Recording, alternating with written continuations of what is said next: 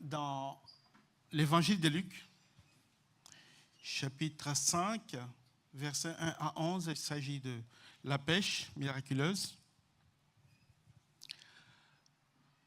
Un jour, Jésus s'est trouvé au bord du lac de Génézareth et la foule s'est pressée autour de lui pour entendre la parole de Dieu.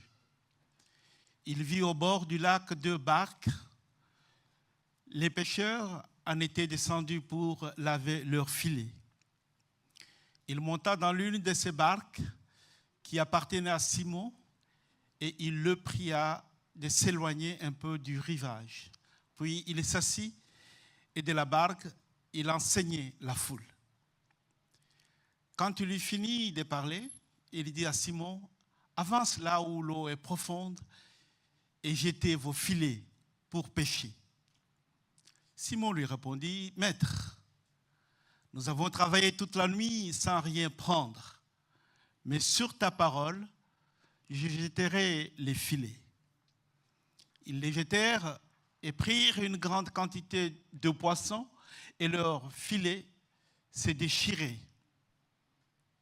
Ils firent signe à leurs compagnons qui étaient dans l'autre barque de venir les aider.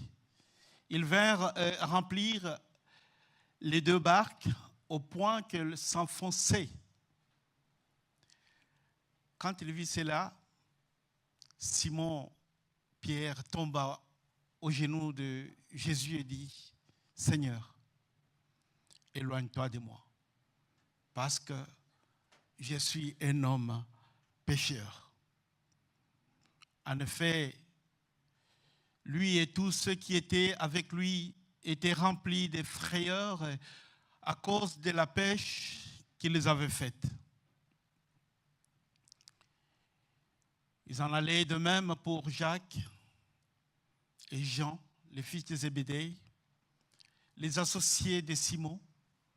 Jésus dit à Simon, « N'aie pas peur, désormais tu seras pêcheur d'hommes. » Alors ils les ramenèrent les barques à terre, laissèrent tout et les suivirent.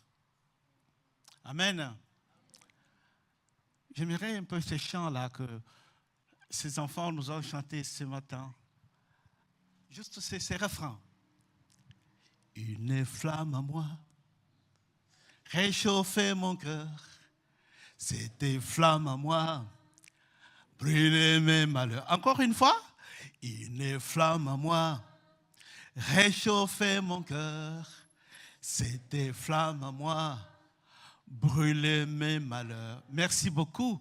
C'est un texte qui, ça m'a beaucoup touché, ces chants. Et à l'écoute de ce texte de l'évangile que nous venons de lire, on se pose pas mal de questions. Merci déjà, nous avons commencé ce matin pendant la prière d'intercession avec Christ qui nous a parlé de la bénédiction. On voit que tous les morceaux de puzzle se posent en leur place tout au long de cette célébration aujourd'hui. Alors j'ai pensé à donner un titre à ce texte. Comment réussir dans sa vie suite à un échec? Comment réussir dans sa vie suite à un échec? La lecture que nous venons d'écouter, c'est un incident, un échec que nous venons de lire concernant la vie de Pierre. Pierre, un grand pécheur. Ce texte nous montre cette formidable vérité d'un échec. Un échec dans la vie d'un homme. Un homme qui connaissait beaucoup de choses. Mais ce qui est important dans les textes que nous venons de lire, c'est que cet échec mène ou amène à la victoire. On se pose la question pour nous aujourd'hui, comment? Comment je peux passer de mon échec à la victoire? Pierre et ses amis bien-aimés étaient revenus de leur pêche complètement déçus. après avoir péché toute la nuit. Cela ne devrait pas être dans leurs habitudes. La Bible nous dit que Pierre était un grand pécheur. C'est quelqu'un du domaine qui s'y connaissait bien, était un grand pécheur. C'était un homme, comment je peux dire, un homme de la mer. Alors, Pierre connaissait toutes les combines pour attraper des poissons, car c'était bien sûr son métier. Pierre vivait de la pêche. Alors, le fait de manquer les poissons cette nuit-là, c'était catastrophique pour lui. Car pour Pierre, c'est comme une partie de son salaire qui était perdue. Parce qu'il vivait de ça. C'est par ces poissons qu'il pêchait que Pierre pouvait bien vivre à l'aise. Son salaire dépendait de son travail de pêcheur. Mais cette nuit-là, il n'y avait rien à faire. C'était l'échec. Nous constatons que cela arrive même aux meilleurs, même ceux qui s'y connaissent bien. Ils arrivent à échouer quelque part. Est-ce que si j'ai posé la question maintenant, qui n'a jamais eu un échec dans quelque chose qu'il maîtrise? Est-ce qu'il y a quelqu'un qui peut dire que je n'ai jamais eu un échec? Je maîtrise ça, mais je n'ai jamais eu un échec. Ça sera difficile à répondre. On a toujours quelque part une petite déception. Quelque chose qu'on sait qu'on maîtrise, mais on n'arrive pas à aller jusqu'au bout. Il y a quelque chose qui arrive et puis tout est brisé. Je me dis, mais qu'est-ce qui m'arrive? Le lendemain de cette pêche, les pêcheurs lavaient leurs filets sur la plage. Ils étaient fatigués, ils étaient découragés. Parce que je sais que quand nous partons dans une mission, quand nous faisons quelque chose dont nous sommes sûrs qu'il va nous rapporter un peu d'argent, l'argent qui va aider la famille. Quand je sais que je suis allé travailler, rechercher du travail, un travail que je maîtrise parce que j'ai un bon CV, je vais à la recherche et puis je constate que je ne suis pas retenu. On se pose la question, mais où s'est trouvée l'erreur? Pourquoi on ne m'a pas retenu alors que j'ai tout présenté, j'ai tout dit? J'ai montré mon expérience. Ma vie est remplie de grandes expériences, mais pourquoi je n'ai pas été retenu? Quand je croyais avoir bien éduqué, bien participé à la formation de mon enfant pour sa vie, pour sa réussite dans la vie, mais je réalise que tout ce que j'ai fait, j'ai passé un peu mon temps dans le vide, puisqu'il y a eu un échec. Mon enfant n'avance pas. Tout le monde se moque de moi. Je me sens très mal. J'ai dit, où est-ce que j'ai échoué? Alors que j'ai veillé à ce qu'il réussisse dans sa vie. Ma réaction est de rester triste et même furieux au fond de moi parce que je me demande pourquoi rien ne me réussit. C'est cette question qu'on se pose souvent dans certaines circonstances de nos vies. Pourquoi rien ne me réussit? C'était pareil pour Pierre et ses amis qui étaient là. Mais laisse-moi vous dire ce matin que vous n'êtes pas les seuls dans la situation d'échec. Chacun de nous a un souci pour une attente, pour un projet qui n'arrive pas à concrétiser. Et les disciples ici étaient déçus. Et c'est justement dans cette déception que Jésus arrive. Ce n'est pas une coïncidence.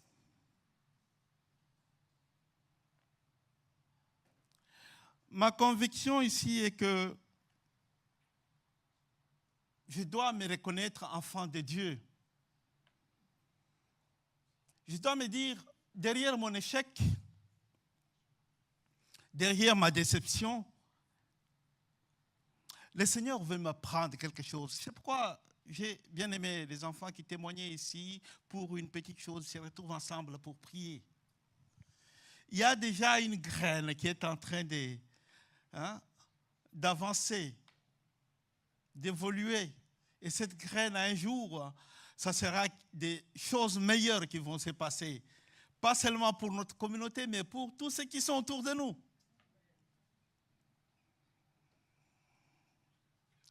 Dans mon échec, le Seigneur veut m'apprendre quelque chose. Vous ne vous êtes jamais posé cette question? Cet échec que j'ai aujourd'hui, n'est-ce pas peut-être une école dans laquelle le Seigneur veut lui-même m'inscrire? Le Seigneur m'inscrit dans une école pour que j'apprenne quelque chose. Puisqu'à travers l'échec, si on regarde à l'école quand les enfants redoublent l'année qu'ils redoublent, ils voient facilement les erreurs qu'ils avaient fait l'année passée. Je pense que dans un échec, des fois, on découvre pas mal de choses. On apprend à faire confiance parce que je ne veux pas que cela revienne encore. Bien aimé, notre Dieu n'est pas un Dieu dictateur. Quand on a des problèmes, qui ne veut pas dire que oh, mais je ne sais pas ce qu'il a fait. Qu'est-ce que j'ai fait, bon Dieu, pour que je puisse vivre cela? Dieu, il sait ce qu'il fait dans nos vies. Est-ce que vous êtes d'accord avec moi? Dans notre échec, dans notre déception, le Seigneur veut que nous nous repositionnons. Dans notre échec, il veut que nous nous repositionnons par rapport à lui.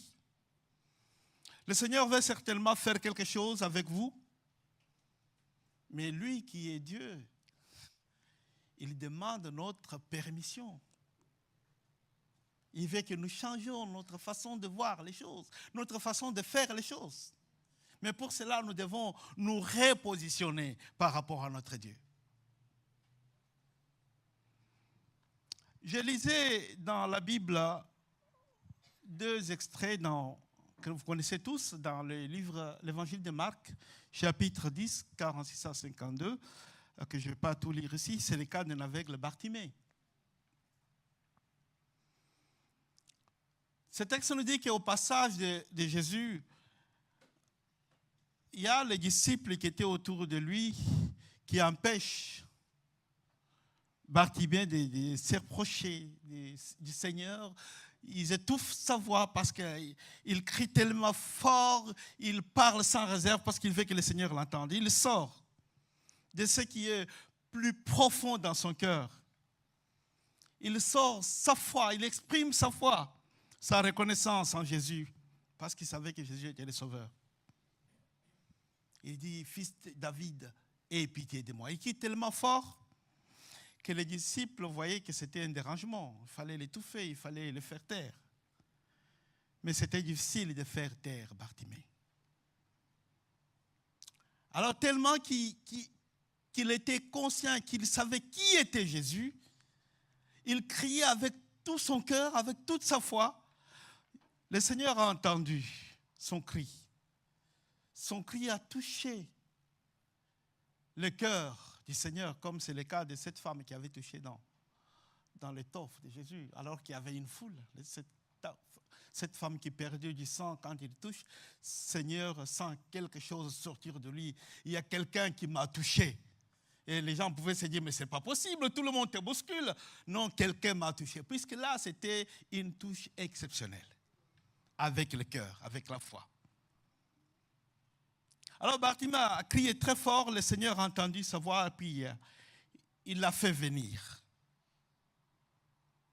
Ce qui me frappe dans ce texte, c'est quand le Seigneur appelle Bartimée, quelle est la première chose qu'il fait pour s'approcher de Jésus? Il se débarrasse de son bien précieux. Vous savez, Bartimée était comme un SDF, sans domicile fixe. Il était dans la rue. La chose précieuse qu'il avait, c'est ce menton qu'il avait sur lui. Mais voilà, cette chose était précieuse parce que je ne sais pas quel pouvait être le prix de ces mentons. Et quand Jésus l'appelle, il l'abandonne, il enlève ces mentons-là. Il se débarrasse de ce qui était précieux pour aller vers Jésus. Ça m'a fait réfléchir, je me dis, mais comment nous pouvons aussi faire ce matin? Nous débarrasser de ce qui nous encombre, de nous rapprocher du Seigneur. Comment le faire? Quand le Seigneur m'appelle, comment je peux me débarrasser de ce qui m'éloigne de lui? Le Seigneur a écouté notre cri, mais nous avons encore beaucoup de fardeaux sur nous. Mais aujourd'hui, la question c'est comment faire pour me débarrasser de tout cela, afin que je puisse m'approcher, allégé près de mon Seigneur. Alors pour revenir à Pierre et ses compagnons, Jésus, dans ce texte, Jésus demande à Pierre d'entrer dans son bateau. Quand Jésus arrive, il demande d'entrer dans son bateau et utiliser ce bateau comme le lieu de prédication pour partager ce message. Et c'est ici même où je trouve la clé de ce texte. Tu as peut-être échoué ton examen. Dans ta recherche de l'emploi, tu as échoué. Dans l'équilibre de ta santé, tu as échoué. Dans la réalisation de tes projets, tu as échoué. Tu as échoué de réaliser ton projet de bonheur pour ton mariage. D'ailleurs, je signale que samedi prochain, je vais marier un couple qui vient avec nous ici, Tina et Nini. Tina qui prie avec nous ici. Je vais le marier le samedi prochain à Belfort, en France. Je serai avec Milouz, avec notre aimable, avec aussi ma sœur Claire. On va partager ce moment de bonheur. Jésus veut transformer nos vies. Il veut faire des lieux de nos échecs les lieux de victoire. Il veut changer ton échec en victoire. Le Seigneur ne demande pas une grande chose, il demande juste que tu ouvres ton cœur. Nous pouvons comprendre ici pourquoi l'apôtre Paul disait, ce n'est plus moi qui vis, c'est Christ qui vit en moi. Il a compris que toute sa vie est conduite par le Seigneur Jésus. Alors, quand Jésus arrive, Pierre le laisse monter à bord. Et Jésus dit, éloigne la barque à quelque distance de la rive. Jésus pouvait maintenant s'adresser à la foule, cette foule qui s'est traînée sur la terre ferme pour écouter les enseignements de Jésus. Jusque-là, Pierre n'a pas encore réalisé vraiment qui était Jésus, que Jésus était Dieu. Comme aussi lorsque nous traversons des moments difficiles, au lieu de commencer à faire souffrir notre cœur dans la recherche de super prophètes, nous devons nous rappeler qu'un jour, nous avons confessé que nous reconnaissons que Jésus est notre Seigneur et notre Sauveur. Jésus est là et il est avec nous partout. Mais ne perdons pas le temps à chercher un pasteur, un super prophète. Les pasteurs, les prophètes vont nous faire grandir dans la parole. Cherchons les pasteurs, les prophètes pour nous faire grandir dans la parole de Dieu. Mais pas pour faire des miracles. Parce que si nous cherchons un pasteur, un prophète pour nous faire des miracles, peut-être nous perdons notre temps. Mais cherchons les pasteurs, les prophètes, pour qu'ils nous fassent grandir dans la parole de Dieu. Le miracle, bien aimé, c'est Dieu qui les réalise. Où il veut, quand il veut et comment il veut. Il est arrivé à un moment à Jérusalem, quand nous lisons Matthieu 12, 38 à 39, où le peuple de Jérusalem demandait à ce que Jésus fasse des miracles pour eux, Jésus a refusé de faire le miracle. Puisqu'il demandait le miracle, mais il n'avait pas encore compris comment marcher vraiment dans la parole de Dieu. La connaissance de la parole de Dieu est très importante, nous aide à arriver à faire des choses extraordinaires dans la vie. Et je suis convaincu que quand on écoute la parole, quand on écoute tout ce qui est sorti ici ce matin avec les enfants, quand on écoute cette parole, je suis sûr qu'il y a quelque chose qui est en train de se passer dans nos cœurs. Mais il faut faire attention à ça. Il faut être conscient de ça. Le Seigneur est en train de changer quelque chose. Sinon, on vient dans l'église comme on entre dans un marché, on sort. Mais quand on vient avec sa conscience, je pense que pendant qu'on écoute la parole de Dieu, pendant qu'on écoute la louange, en sortant, je pense qu'on sort avec quelque chose. Mais quand tu entres dans l'église, tu sors comme tu es entré, pose-toi la question, qu'est-ce que j'étais allé faire? Amen. Puisque peut-être tu es venu rencontrer des copains, des amis. Quelqu'un qui est venu prier, il va sentir quelque chose qui va changer dans sa vie. Il faut apprendre à reconnaître son impuissance.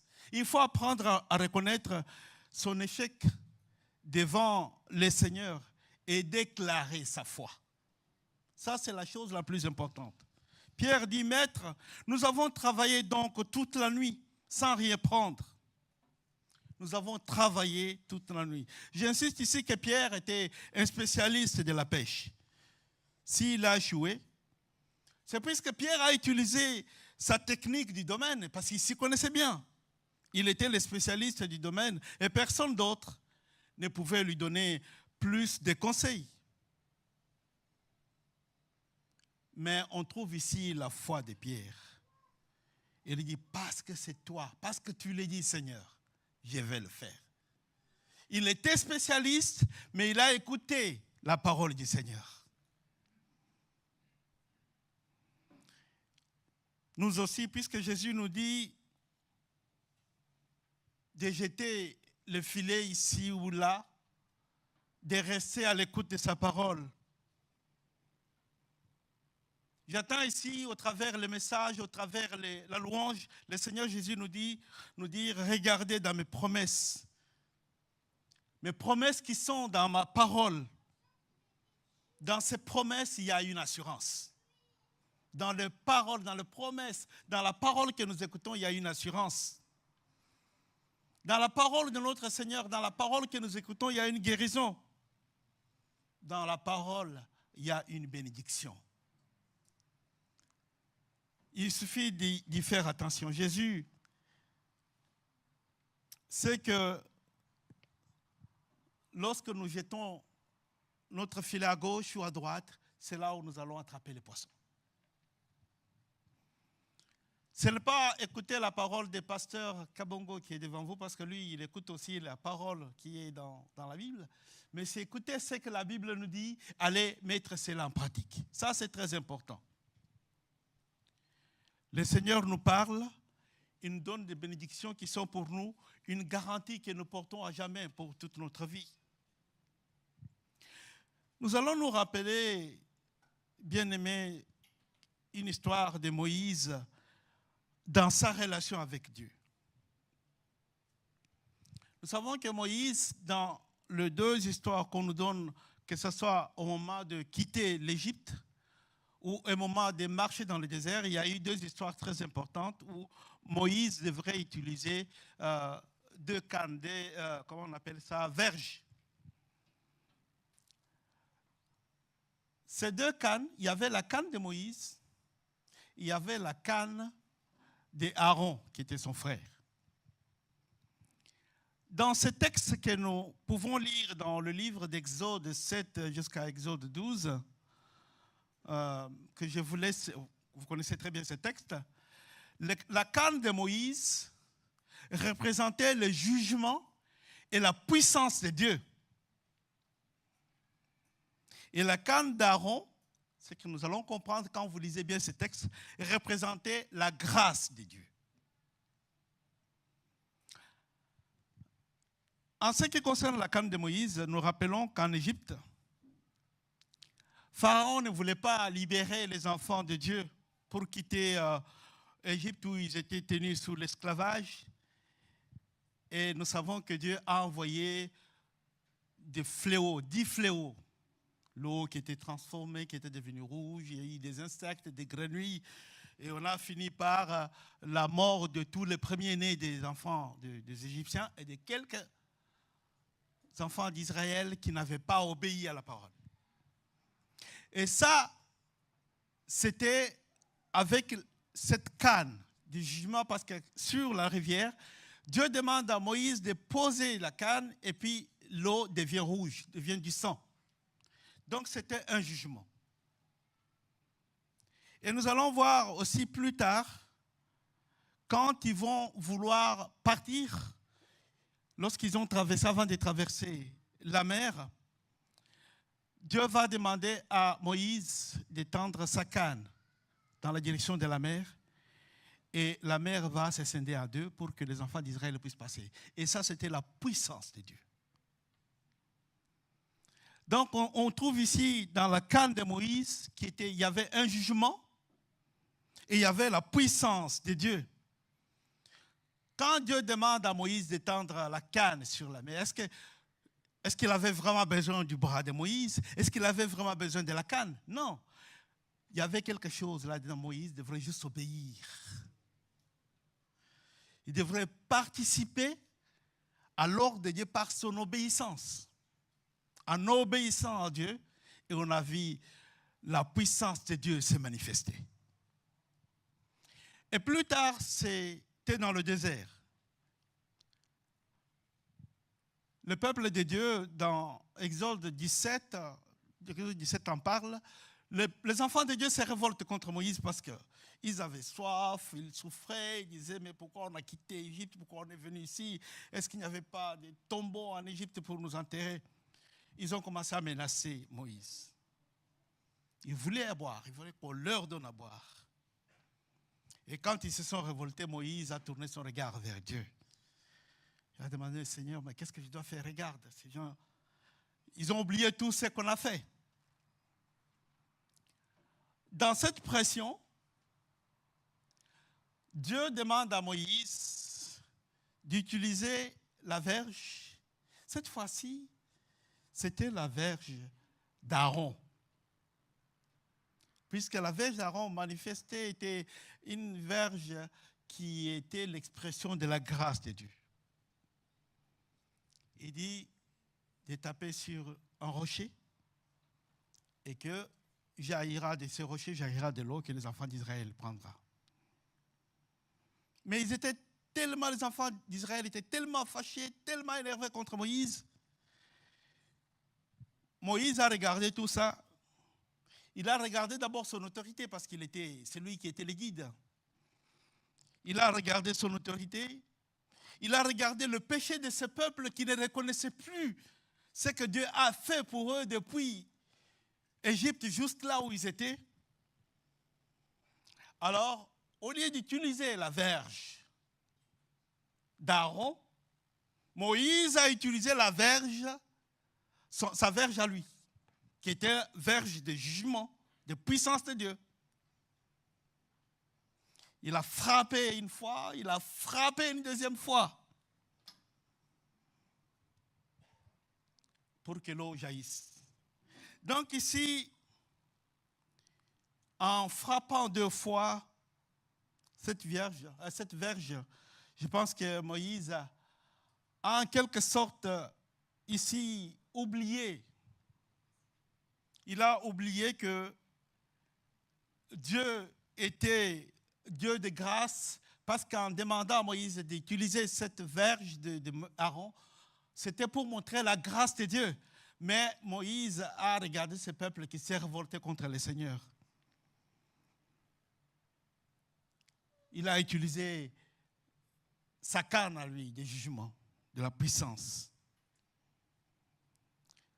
Nous savons que dans la Bible, quand nous lisons les livres de Nombre 12, 3, Dieu traite Moïse comme un homme doux, un homme humble. C'est un homme qu'on ne peut pas trouver sur la surface de la terre avec ces caractères-là.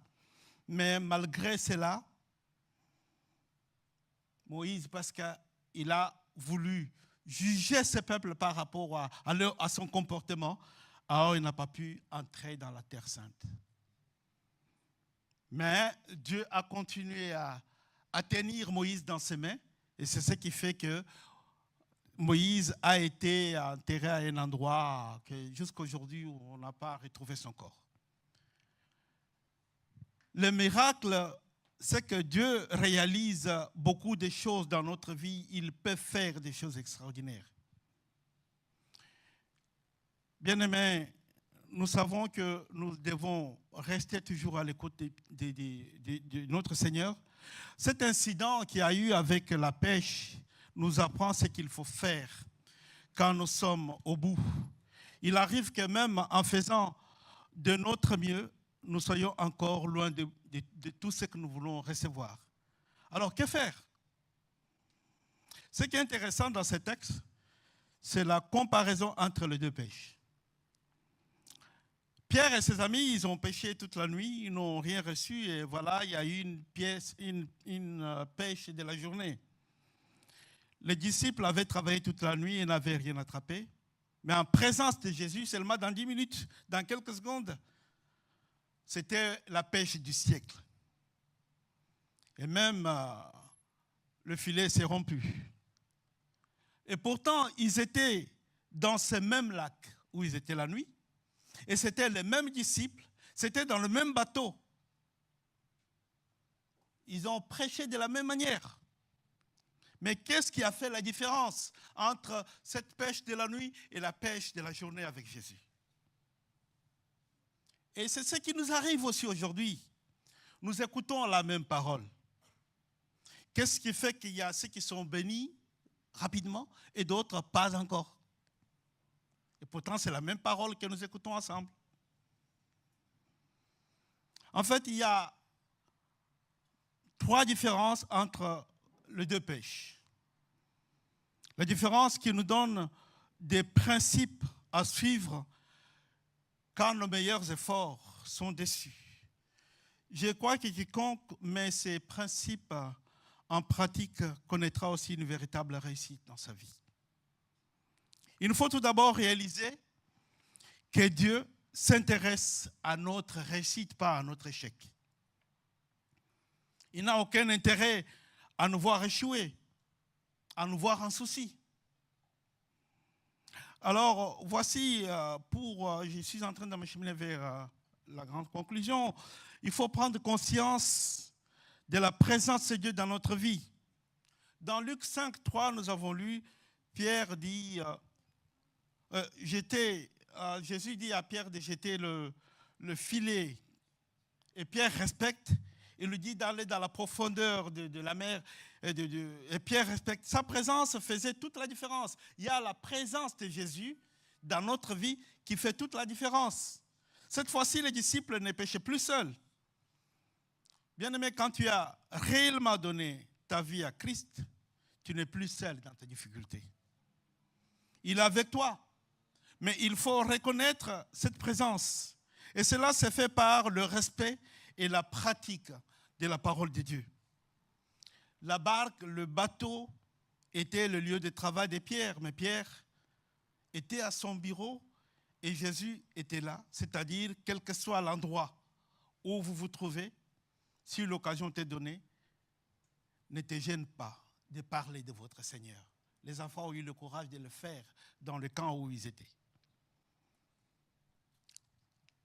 Est-ce que Dieu a un libre accès à ce que tu fais? Ou tu lui fermes la porte pour certaines choses que tu ne veux pas qu'il sache que tu veux faire dans l'obscurité? Deuxième chose, il faut coopérer avec les plans de Dieu. C'est en obéissant aux directives de Christ que Pierre et ses amis ont pu pêcher beaucoup de poissons. Dans l'épisode de la traversée de la mer lors de la libération des enfants d'Israël en Égypte, dans le livre d'Exode, en fouillant devant Pharaon à son arrivée, Moïse savait que Dieu les soutenait, mais il ignorait comment. Il savait que Dieu va les soutenir, mais il ne savait pas comment il va le faire. Toi aussi aujourd'hui, il faut savoir que Dieu est avec toi dans toutes les difficultés que tu traverses. Les peuples impatients s'en prenaient à Moïse. Il y avait le blâme. Et Moïse regarde en haut. Il demande au Seigneur de participer. Et le Seigneur a fait ces miracles-là. Pierre a obéi. Il a vu le fruit de son obéissance, bien sûr. Pourquoi Jésus dit à Pierre, avance dans les eaux profondes? C'est là qu'il y a des grosses ou des gros poissons et pas au bord. Mais beaucoup de gens vivent dans les eaux peu profondes. Ils se contentent d'exister à un niveau un peu superficiel. Ils se disent, quand je m'aventure loin, il y a du risque.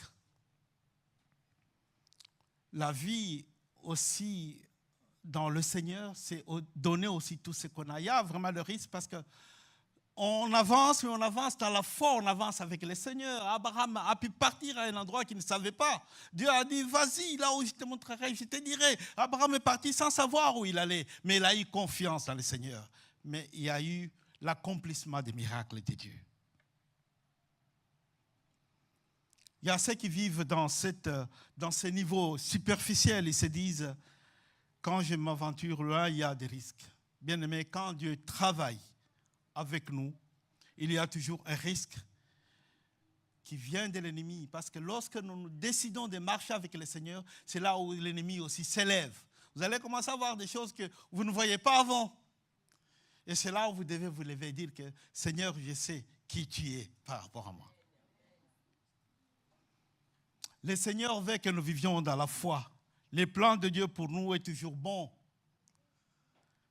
Il faut savoir attendre les promesses de Dieu s'accomplir, bien-aimés.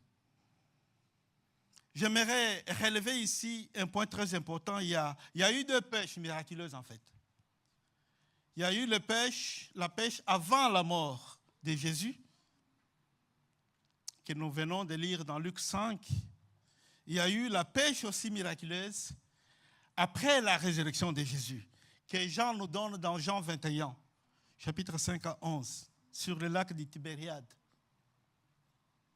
Par rapport à Luc, le texte de Luc que nous avons lu avant, Jean lui précise qu'il y avait 153 grands poissons et les filets ne se rompaient pas.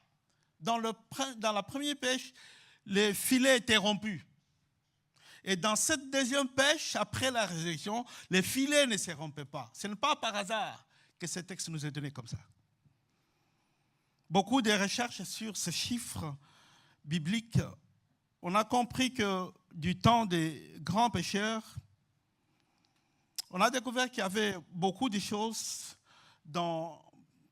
particulièrement par les chercheurs, par les zoologistes grecs et dans les milieux des grands pêcheurs. Ils avaient découvert que le mer était rempli, était peuplé de 153 types de poissons. Beaucoup de poissons divisés en 153 types, c'est-à-dire des poissons pêchés par Pierre et ses compagnons, représentaient tous les poissons qu'on pouvait trouver n'importe où dans la mer. En Afrique, en Europe, en Asie, partout. Je ne sais pas si nous saisissons ici la portée de ce message.